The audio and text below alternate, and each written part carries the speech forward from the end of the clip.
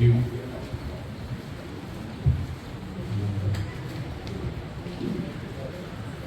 मैं समझता हूँ हिंदी में बोलना बेहतर रहेगा क्योंकि सबको हिंदी समझ में आएगी, राष्ट्रभाषा भी है और मैं समझता हूँ सबके लिए अच्छा होगा।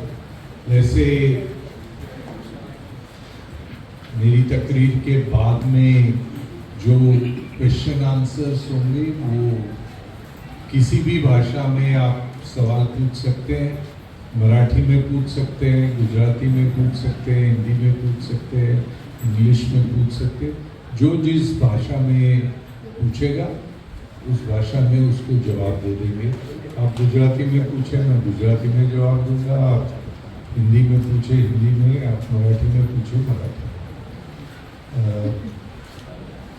आपने यहाँ बुलाया, इसके लिए मैं आप सबका बहुत आभारी हूँ कि आज आपने ये मुनासिब समझा कि मुझे यहाँ पर बुलाया। वैसे जब आपके यहाँ के कुछ लोग मुझे बार बार मिलने की कोशिश कर रहे थे और उन्होंने ये सोसाइटी के बारे में कुछ बताया तो मुझे कुछ आश्चर्य हुआ। आश्चर्य इसके लिए हुआ कि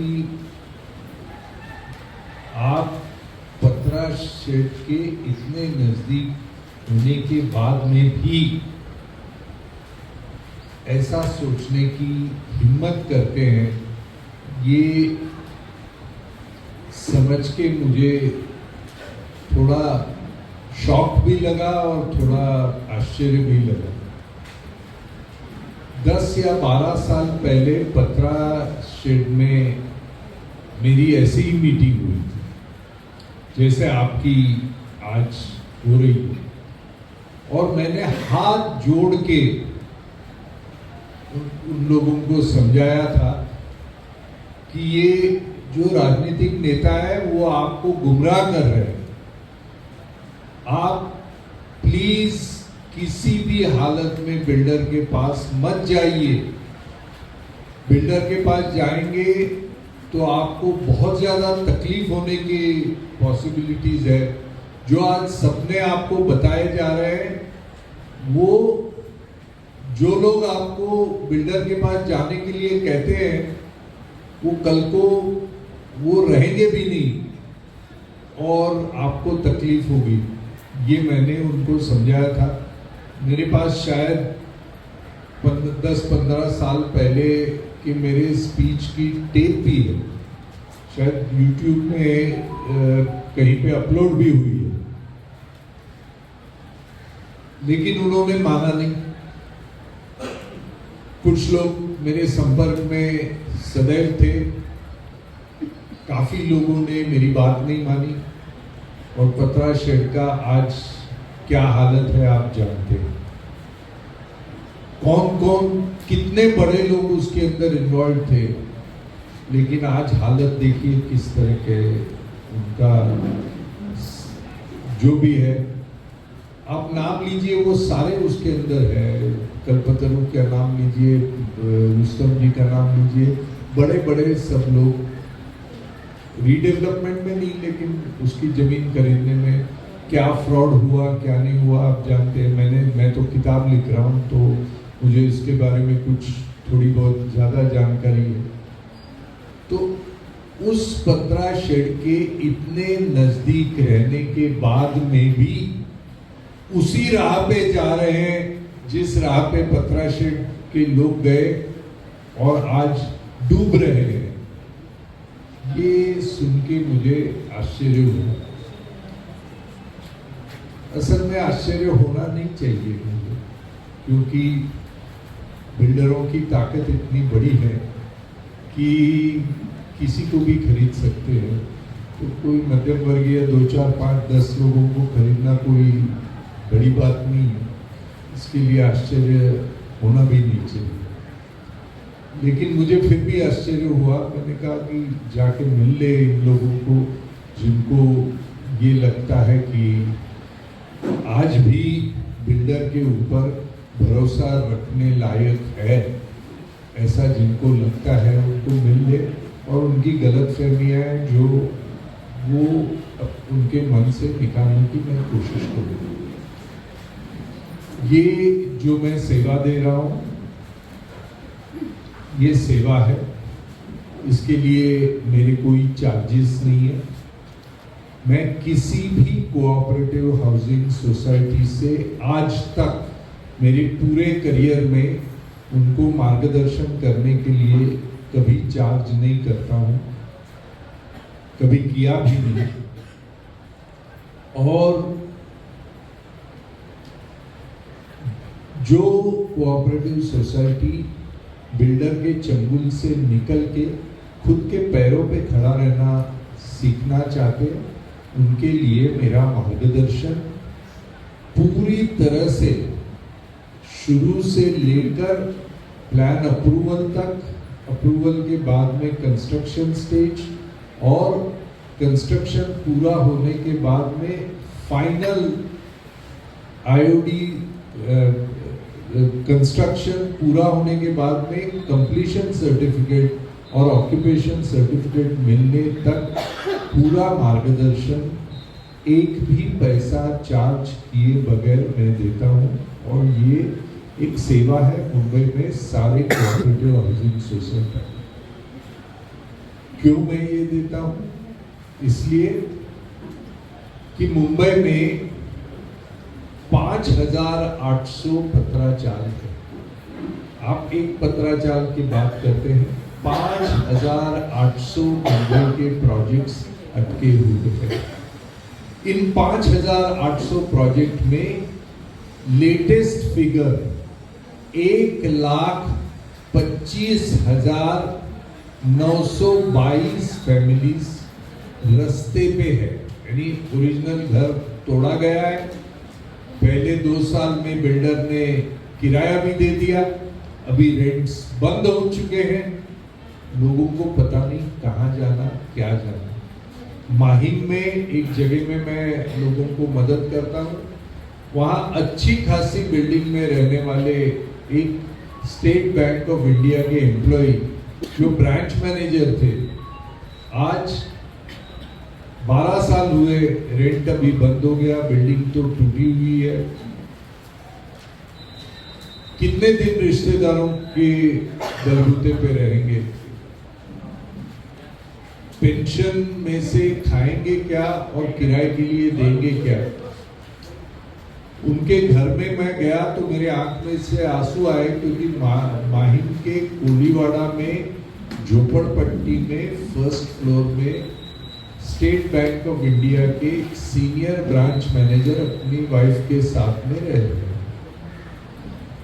तो जो हालत इन सब लोगों की हुई वो आपकी नहीं होनी चाहिए, ऐसा मुझे लगता है। इसलिए आज मैंने यहाँ आने की हिम्मत की और सोचा कि मुझे जो कहना है मैं सबके लिए सामने वो चीज करूँगा।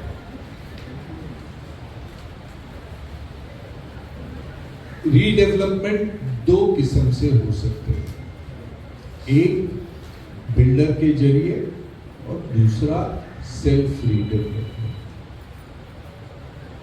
बिल्डर के जरिए रीडेवलपमेंट करना एक बहुत ही आसान तरीका है कि मेरा इंट्रोडक्शन, सॉरी मैं डाइग्रेस कर रहा हूँ, मेरा इंट्रोडक्शन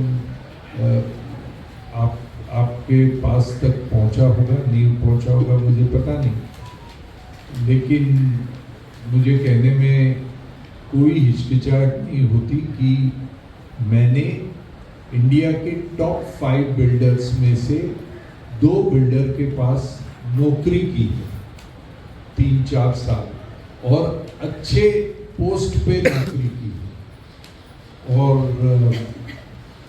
6 फिगर सैलरी ली भी। तो बिल्डर क्या करते हैं, इसके लिए मुझे किसी से सुनने की जरूरत नहीं है, मैं खुद जानता हूं, क्योंकि मैंने बिल्डर के पास नौकरी करके बिल्डर किस तरह से प्रोजेक्ट्स लेते हैं और क्या करते हैं, ये मैंने खुद अनुभव लिया। तो मुझे किसी की सुन के आपको कहने की जरूरत नहीं। मैं जो कह रहा हूँ मेरे अनुभव से कह रहा हूँ। जिन बिल्डरों के साथ मैंने काम किया उनसे मुझे कोई शिकायत नहीं है, क्योंकि मैं उनके साथ काम किया, उन्होंने मेरा बहुत अच्छा ख्याल रखा और जैसा वो चाहते थे वैसा मैंने उनको सर्विस दी। लेकिन उस सर्विस देते समय वो कैसे काम करते हैं, क्या काम करते हैं, इसकी मुझे काफी अच्छे हद तक जानकारी मिली। उसमें एक जानकारी ये भी मिली कि जिन बिल्डरों के पास मैं काम करता था वो और उनको मैं रिप्रेजेंट करता था बिल्डर्स एसोसिएशन की मीटिंग में, उसमें ये भी मुझे जानकारी मिली कि बिल्डर लोग हर महीने को प्रोजेक्ट मैनेजमेंट कंसल्टेंट्स को एनवलप भेजते हैं और प्रोजेक्ट मैनेजमेंट कंसल्टेंट बिल्डर के कहने पर प्रोजेक्ट रिपोर्ट बना के सोसाइटी को देते हैं। उसमें काफी बार मिसगाइडिंग होती है और मिसगाइडिंग कैसे होती है, वो आपके प्रोजेक्ट रिपोर्ट को मैं देख के उसके अंदर से कुछ पॉइंट आपको सोचने के लिए आपके सामने रखने वाला हूं, किस तरह से मिसगाइडिंग होती है। क्योंकि आपको जानकारी नहीं होती, आप जिसको अपॉइंट करते हैं इंसिडेंटली 79A जिसके तहत आप प्रोजेक्ट मैनेजमेंट कंसल्टेंट को अपॉइंट करते हैं, it is only a guideline, it is not a law, it is not a rule. High court के 22 जजमेंट्स आए हैं कि 79A is not mandatory on the society. आपकी जानकारी के लिए बोलते हैं, ये तो कोऑपरेटिव डिपार्टमेंट का गाइडलाइन है कि इस गाइडलाइन को आप फॉलो कर सकते हैं अगर फॉलो करना चाहते तो। It is not a law, it is not a rule, it is not mandatory and this is said by the High Court. If you want, I can give you relevant quotes from various judgments of the High Court which says that it's not mandatory. A guideline is to be followed. A guideline can be deviated from with certain caveats and mandates. So 79A is not something very sacrosanct, but 79A has two divisions within it. एक तो builder के जरिए किस तरह से redevelopment करने का या बिल्डर के बगैर किस तरह से सेल्फ रीडेवलपमेंट करने का, ये दो अलग अलग तरीके हैं। जैसे चर्चगेट के स्टेशन पे आप जाते हैं तो मालाड की टिकट ले सकते हैं और मालाड को जा सकते हैं, लेकिन वीटी में बैठ के आप मालाड को नहीं जा सकते, आप मुलुंड को जाते हैं क्योंकि वो अलग लाइन है। इस तरह से बिल्डर की योजना अलग और सेल्फ डेवलपमेंट की योजना अलग, तो ये दो अलग अलग चीजें हैं, इनको समझना चाहिए।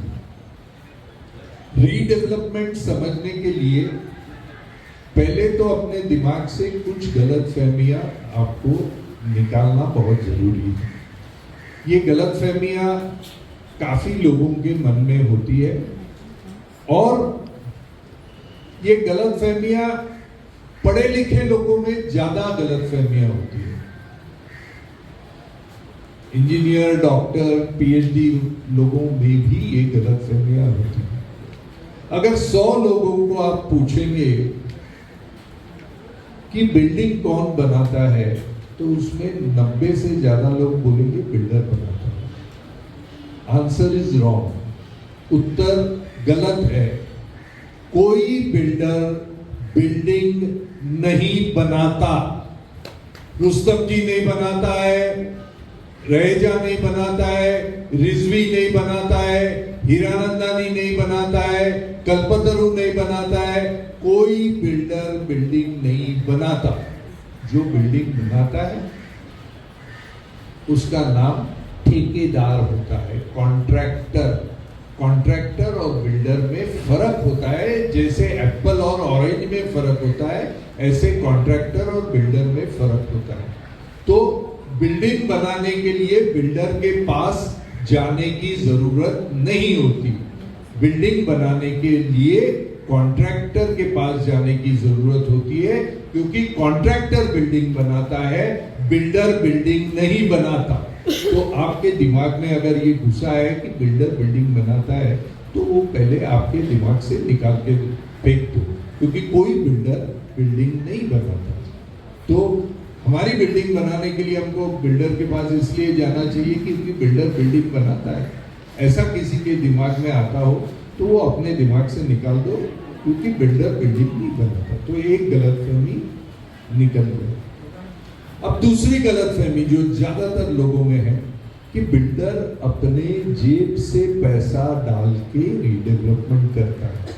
कोई बिल्डर अपने जेब से पैसा डाल के रीडेवलपमेंट करता नहीं है। हर बिल्डर जब रीडेवलपमेंट करता है तब नया एसपीवी तैयार करता है। ये क्या होता है? Special purpose vehicle. हर प्रोजेक्ट के लिए नई कंपनी रजिस्टर होती है, वो कंपनी उस प्रोजेक्ट को पूरा करती है, उस कंपनी उस प्रोजेक्ट के सेलेबल एरिया को बेचने के बाद में जो प्रॉफिट है या लॉस है उसको बुक करके वो कंपनी बंद करती है। तो वो कंपनी का paid up capital 2 lakh, 4 lakh, 5 lakh, 10 lakh से ऊपर नहीं होता। खुद के पैसे कोई बिल्डर रीडेवलपमेंट प्रोजेक्ट में नहीं डालता। वो आपके कंसेंट लेकर बाजार से पैसे उठाता है। तो आपके कंसेंट लेते हैं, इरिवोकेबल कंसेंट लेते हैं, आपके इरिवोकेबल पावर ऑफ अटर्नी लेते हैं, वो बाजार में वो बताते हैं और वो बता के उसके अगेंस्ट फाइनेंसर से पैसे लिए जाते हैं।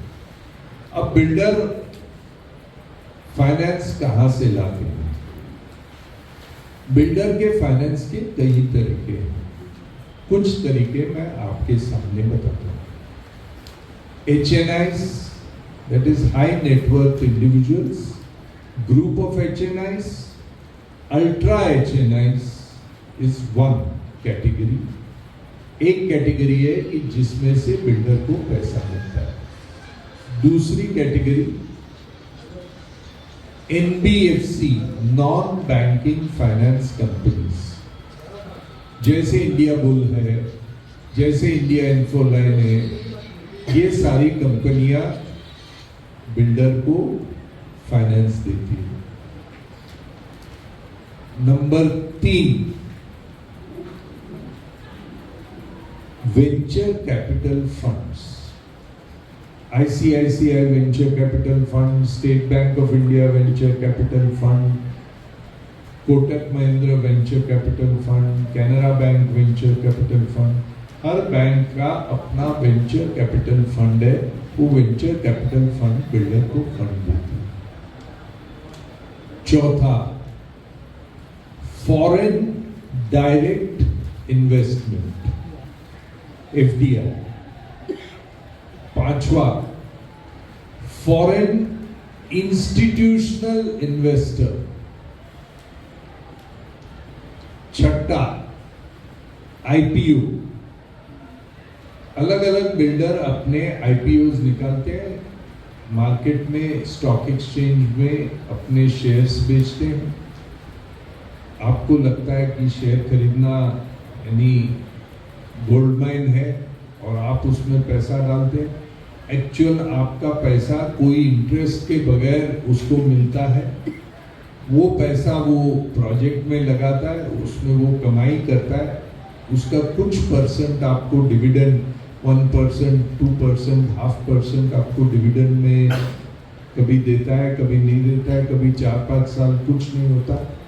कभी शेयर के दाम बढ़ते हैं, कभी घटते हैं।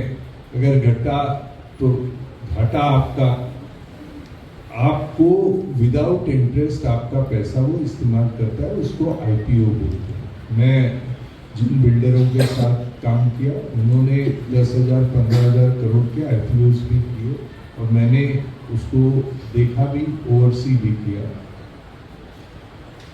वेंचर कैपिटल फंड में भी मेरा तजुर्बा है। 5 साल में इंडिया की सबसे बड़ी वेंचर कैपिटल फंड में मैंने नौकरी की। तो as a person working in a venture capital fund, मेरा बिजनेस था कि अलग अलग बिल्डर्स के प्रोजेक्ट को एग्जामिन करें और उन बिल्डर्स को फंडिंग दें। तो बिल्डर के साथ भी नौकरी की है और बिल्डर को जो फंडिंग करते हैं उनके साथ भी मैंने नौकरी की है।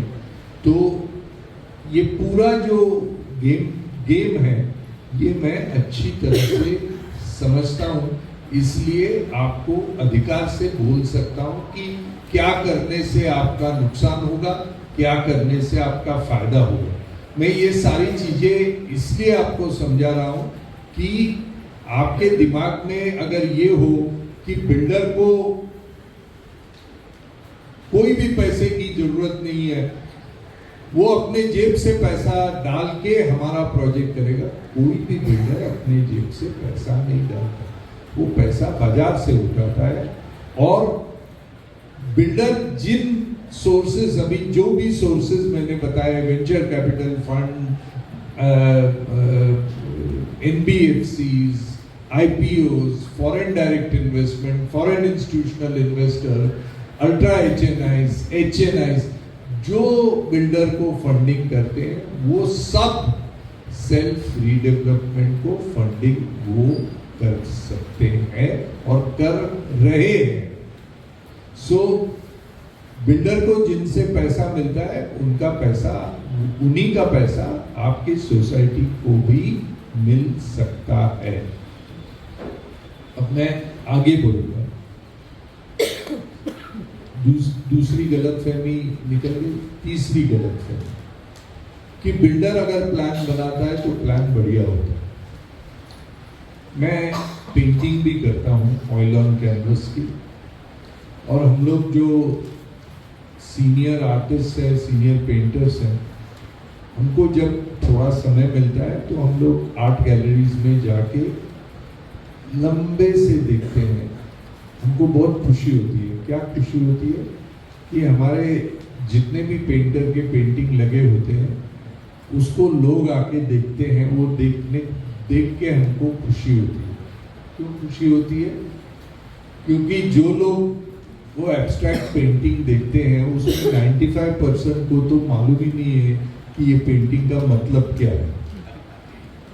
तो वो हम लोग जब देखते हैं तो हमको खुशी होती है, क्योंकि जिसको मालूम नहीं होता है वो ज्यादा आवाज करता है। नया मुल्ला जोर से नमाज पढ़ता है, तो जिसको वो पेंटिंग समझता नहीं है वो दूसरे 2-4 लोग जो खुद के साथ में आए उसको लेके जाता है, पेंटिंग को देखता है, व्हाट अ ब्यूटीफुल पेंटिंग। क्योंकि सुंदर है बोलेगा तो फिर कोई सवाल नहीं है। मुझे अच्छा नहीं लगा तो कोई पूछेगा कि क्यों अच्छा नहीं लगा, उसको तो कुछ समझा ही नहीं है। तो समझा नहीं है, ये अपना इग्नोरेंस छुपाने के लिए हमेशा चीज को सुंदर बोलना अच्छा होता है। वैसे ही बिल्डर के प्लान का होता है। मैं बॉम्बे यूनिवर्सिटी में आर्किटेक्चरल डिजाइन, अर्बन डिजाइन और आर्किटेक्चरल प्लानिंग लास्ट 35 इयर्स पढ़ाता हूँ मास्टर्स डिग्री के लिए, और पेपर सेट भी करता हूँ, करेक्ट भी करता हूँ। कोई भी बिल्डर का प्लान मेरे स्टूडेंट ने अगर कॉपी किया तो वो बेचारा 100 में से 20 मार्क भी नहीं पाता। क्योंकि बिल्डर जब प्लान बनाता है तो उसका उद्देश्य ये होता है कि जमीन में से ज्यादा प्रॉफिट कैसे मैं निकालूं, उस प्लान में से वहां रहने वाले को ज्यादा से ज्यादा सुविधा कैसे मिले, ये कभी उसके मन में होता ही नहीं है। क्योंकि ये धंधे में वो प्रॉफिट लेने के लिए आया है, आपको अच्छा घर देने के लिए नहीं आया है। आपको सिर्फ अच्छा घर मिल रहा है ऐसी गलत फहमी में रखने के लिए उसका धंधा है। और कोई गलत काम कर रहा है ऐसा नहीं लगता, मुझे नहीं लगता है। बिल्डर का धंधा ही वो है, उसका धंधा आपको झूठ बोल के, आपका कंसेंट लेके, आपको जरूरत से कम एरिया और कॉर्पस दिलाना, ये उसका धंधा है। वो अपना धंधा अच्छी तरह से करता है, गलती अपनी है क्योंकि वो गलत काम करता है ये मालूम होने के बाद में भी हम उस पर विश्वास रखते हैं, ये अपनी गलती है। जैसे एक कसाई है, उसका काम मटन काटना है, उसको कोई पाप नहीं है क्योंकि उसका वो काम है, वो धंधा है। तो बोलते तुम ऐसा कैसे मटन काट सकते? भाई उसको और कोई काम आता नहीं, उसका पेट भरना है तो उसको मटन काटना है। इस तरह से बिल्डर का धंधा कोऑपरेटिव हाउसिंग सोसाइटी को उल्लू बना के उनसे ज्यादा प्रॉफिट लेना, ये बिल्डर का धंधा है। वो अपने धंधे में अच्छा काम करता है, वो अच्छी बिजनेस करता है, तो उसको उसमें दोष देना बराबर नहीं है। लेकिन उसका प्लान, उसको प्रॉफिट ज्यादा से ज्यादा कैसे मिले इसके लिए होता है। वो प्लान एकेडमिकली अच्छा होता है ऐसा मैं नहीं मानता हूँ। तो बिल्डर का प्लान अच्छा है ऐसा जो बोलते हैं वो अपने दिमाग से निकाल दो। मैं पढ़ाता हूँ तो हर बिल्डर के प्लान को हम लोग एनालाइज करते हैं, और वो 3 पत्ती का खेल किसी को मालूम है, उसमें जो ब्लाइंड खेलते हैं वैसा उसका प्लान होता है। क्योंकि कौन रहने को आने वाला है उसको मालूम नहीं, उसको तो प्लान बस बनाना है, क्योंकि जिसके लिए बनाना है उसके साथ तो उसकी चर्चा कभी होनी नहीं है, क्योंकि खरीदने वाला कौन है वो उसको कहाँ पे मालूम। तो चारों तरफ कितना स्पेस छोड़ना है वो छोड़ के ज्यादा से ज्यादा प्रॉफिट करने के लिए कैसे प्लान बनाना है वैसे प्लान बनता है। तो वो प्लान अच्छा नहीं है, यानी बिल्डर का प्लान अच्छा है ऐसे जिसके दिमाग में है वो गलतफहमी निकाल दो, क्योंकि बिल्डर का प्लान कभी भी आपके लिए अच्छा नहीं होता। अब आगे बढ़ेंगे, बिल्डर की कंस्ट्रक्शन की quality. Tata institute of social sciences और आईआईटी की अध्यक्षता में एक कमेटी बनी और हम लोगों ने 1000 बिल्डर ने बनाए हुए बिल्डिंग चेक किए, उसमें रिहैब और फ्री सेल के बिल्डिंग की क्वालिटी चेक की। 97.5% जगह में क्वालिटी वाज सी और C+ कैटेगरी। तो आपको जो चीज लगता है कि कंस्ट्रक्शन की क्वालिटी अच्छी है, ये जरूरी नहीं कि वो कंस्ट्रक्शन की क्वालिटी अच्छी हो। ज्यादातर तजुर्बा ये है कि कंस्ट्रक्शन की क्वालिटी अच्छी नहीं है। आपसे अच्छी कंस्ट्रक्शन की क्वालिटी जो सेलेबल एरिया है उसकी थोड़ी क्वालिटी अच्छी होती है, लेकिन ओरिजिनल रेसिडेंट्स की क्वालिटी अच्छी नहीं होती। और आपको क्वालिटी अच्छी है कि खराब है ये समझने की ताकत नहीं होती। आपने एक बार इरिवोकेबल पावर ऑफ अटर्नी और कंसेंट साइन कर दिया, फिर आप उसके खिलाफ कुछ भी नहीं कर सकते। आप जो पीएमसी अपॉइंट करते वो तो उसकी जेब में ही बैठा रहता है ज़्यादातर करके, तो इसमें आप कुछ नहीं कर सकते। तो क्वालिटी ऑफ कंस्ट्रक्शन बिल्डर से अच्छी मिलेगी इसकी अपेक्षा जो रखते हैं वो अपनी गलतफहमी निकाल दे कि अच्छे क्वालिटी ऑफ कंस्ट्रक्शन नहीं मिलता। और लास्ट गलतफहमी ये है कि बिल्डर वक्त पे आपको 3 साल बोलेगा तो 3 साल के अंदर आपको चाबी लाके दे देगा। ऐसा हिंदी फिल्म में भी नहीं होता और कहीं पे भी नहीं होता। मुझे 10 बिल्डर के नाम कोई लाके दे दे जिसने एग्रीमेंट किया है और एग्रीमेंट में जितने टाइम में घर बना के देने के लिए बोला है उतने टाइम में करके दिया है। ऐसे 10 बिल्डर के नाम पूरे बॉम्बे में कोई लाके दे दे, मैं कुछ भी हार जाऊं, क्योंकि वो ऐसे होता ही नहीं। तो इसको टाइम देते हैं, कम से कम उससे दुगना टाइम होता ही होता है। आपके सिद्धार्थ नगर में 1, 2, 3, 4, 5 में जितने भी रीडेवलपमेंट हुए उसमें चेक करिए ना, जाके वहां के लोगों को पूछिए। सिद्धार्थ नंबर 3 में जाइए, सिद्धार्थ नगर नंबर 4 में पुलिस स्टेशन रोड पे जाइए, जितने भी बिल्डिंग रीडेवलपमेंट में गए पूछिए ना उनको कि कितने साल का एग्रीमेंट किया था, 2 साल 3 साल का, कितने साल बाद में घर मिला, 10 साल 15 साल। तो ये जब बिल्डर बोलता है 2 साल, वो किसी ने बोला when a politician says yes it means perhaps, when he says perhaps it means no, if he says no then catch hold of him, he is not a politician, he is faking it. तो वैसे जो builder कहता है कि मैं 3 साल में आपको घर बना के दूंगा, और जो पीएमसी कहता है कि बिल्डर के पास आप जाएंगे तो 3 साल में घर मिलेगा, तो मैं समझता हूँ कि उल्लू बनाने की स्पर्धा में उनको गोल्ड मेडल आपको देना चाहिए, क्योंकि वो कभी वक्त पे नहीं होता। तो ये सारी गलतफहमियां हैं, और पूरे मुंबई में इतने लोगों ने बिल्डर के ऊपर भरोसा रख के आज रास्ते पे 1,25,922 फैमिलीज, यानी करीब 6 लाख लोग किसी भी शहर में ऑल ओवर द वर्ल्ड ऐसे नहीं है कि जो बिल्डर के ऊपर विश्वास रख के आज रास्ते पे है। मुंबई में ये है, तो उसमें 137 लोगों की ये लिस्ट में 1,25,922 में और 137 के नाम ऐड करना नहीं चाहिए, ऐसा मुझे लगा। इसके लिए आज मैं यहाँ आपको समझाने चाहिए, कम से कम आपकी वो हालत ना हो जो औरों की होगी, ये आपको समझना बहुत जरूरी है।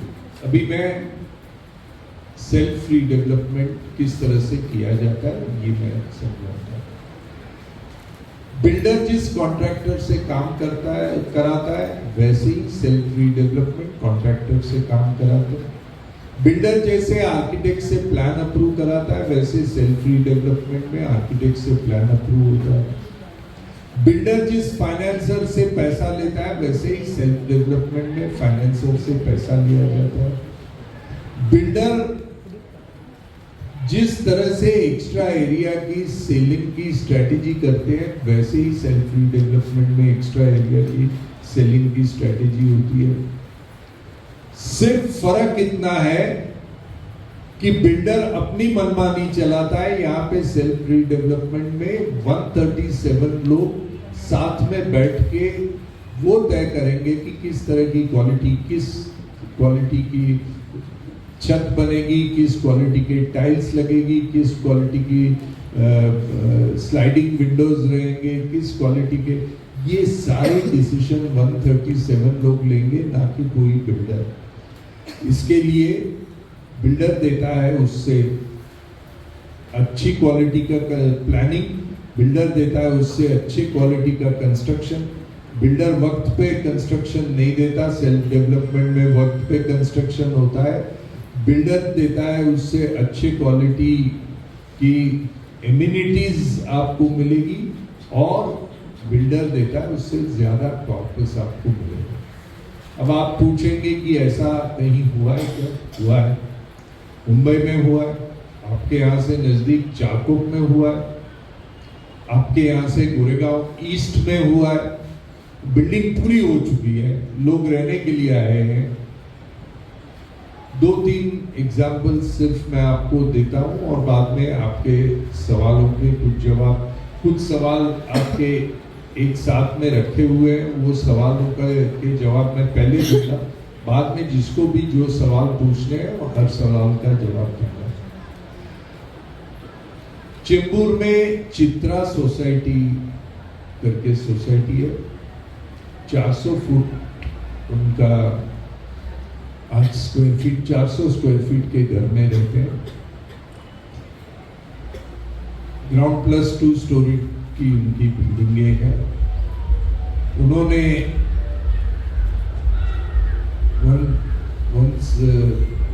जो 179A के तहत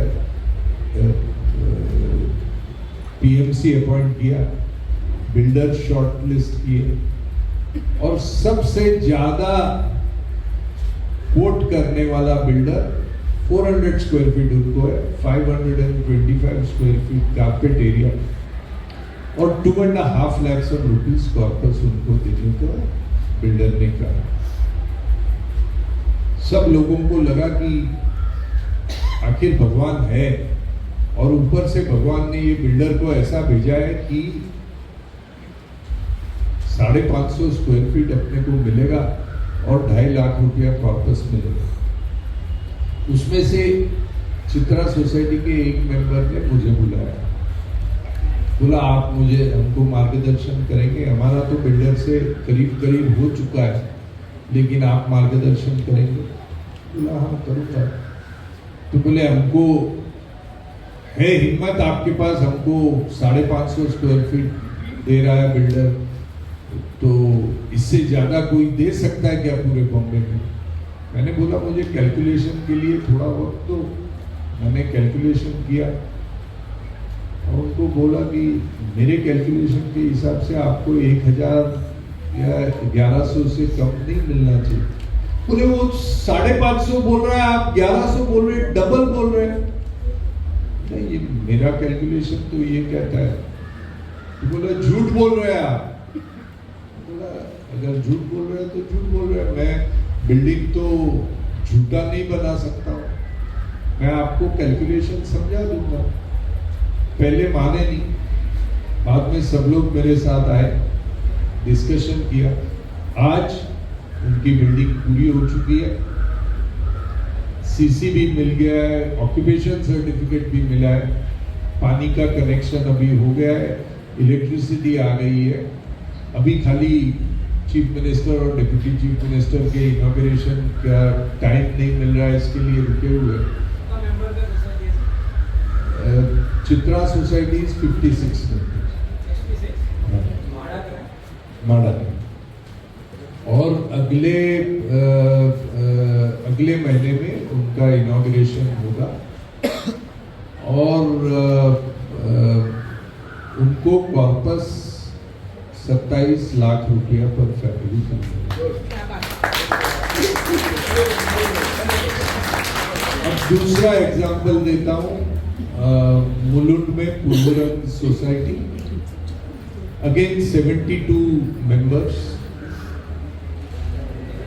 और 405 स्क्वायर फीट।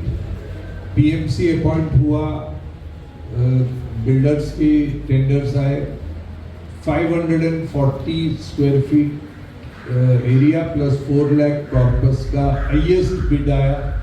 फिर मेरे पास आए, मैंने वैसे ही समझाया, वो मैंने जो बोला उस रास्ते पे गए। आज 18 माले नहीं, 21 माले में से 18 माला पूरा हो चुका है। 980 स्क्वायर फीट हर एक को मिल रहा है और 42 लाख रुपीस कॉर्पस पर।